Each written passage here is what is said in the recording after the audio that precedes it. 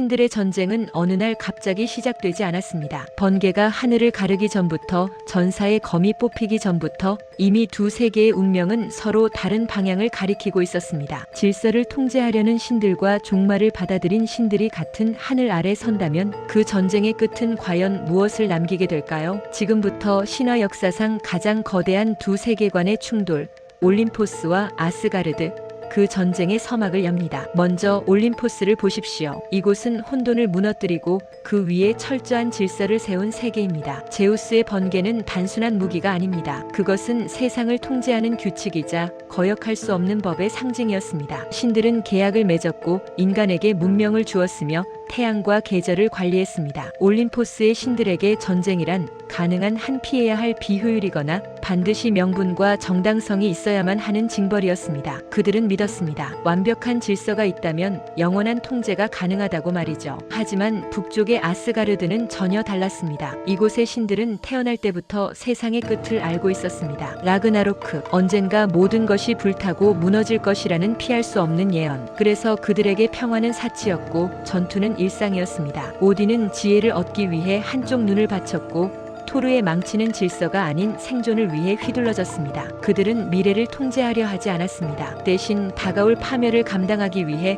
매일 죽음을 연습했습니다. 아스가르드는 끝을 준비하는 자들의 세계였습니다. 두 세계의 차이는 힘의 크기가 아니었습니다. 그것은 운명을 대하는 태도였습니다. 올림포스는 미래를 바꾸고 통제하려 했고 아스가르드는 미래를 있는 그대로 받아들이고 감당하려 했습니다. 하나는 전쟁을 막기 위해 법을 만들었고 다른 하나는 전쟁을 치르기 위해 힘을 길렀습니다. 이 근본적인 차이는 결국 피할 수 없는 질문을 만들어냅니다. 누가 옳은가가 아니라 과연 누가 더 오래 버틸 수 있는가? 서로 다른 신념이 마주보는 순간 대화는 멈추고 공기마저 무거워집니다. 전쟁은 아주 작은 균열에서 시작됩니다. 올림포스의 신탁은 세상을 안정시키기 위한 답을 내놓았지만 아스가르드의 예언은 이미 정해진 파국을 가리키고 있었기 때문입니다. 문제는 단 하나였습니다. 같은 미래를 두고 두 신계가 전혀 다른 해석을 내놓았다는 점입니다. 신들의 전쟁에서 가장 무서운 무기는 검도 번개도 아닙니다. 바로 정보입니다. 올림포스의 신탁은 미래를 관리하려 하고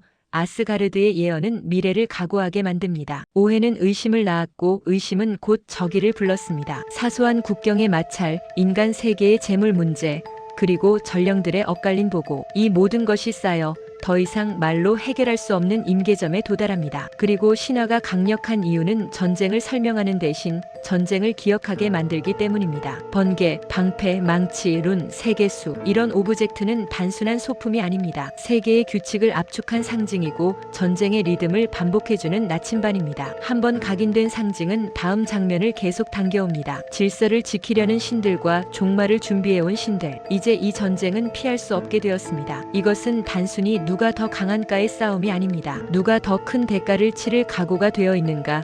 그 처절한 질문에 대한 답을 찾는 과정이 될 것입니다. 전운이 감돌고 있습니다. 과연 전쟁이 시작되면 유리한 것은 어느 쪽일까요? 전략과 지혜의 올림포스일까요? 아니면 용기와 투지의 아스가르드일까요? 신들의 전쟁.